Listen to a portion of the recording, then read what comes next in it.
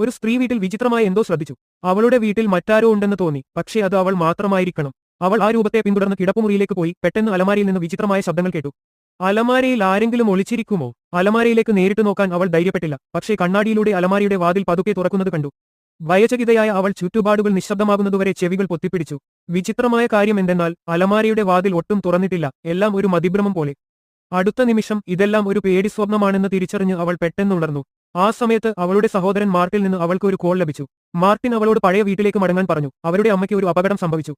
Phone തൂക്കിയ ശേഷം അവൾ അലമാരയിലേക്ക് യാദൃച്ഛികമായി നോക്കി. അവളെ ആശ്ചര്യപ്പെടുത്തി, മുറുകെ അടച്ചിരുന്ന വാതിൽ ഇപ്പോൾ തുറന്നിരിക്കുന്നു. പെട്ടെന്ന് അവളുടെ മനസ്സിൽ ഭയാനകമായ ഒരു ചിന്ത ഉയർന്നു. ഒരുപക്ഷെ ഇപ്പോൾ സംഭവിച്ചതെല്ലാം ഒരു സ്വപ്നമായിരുന്നില്ല.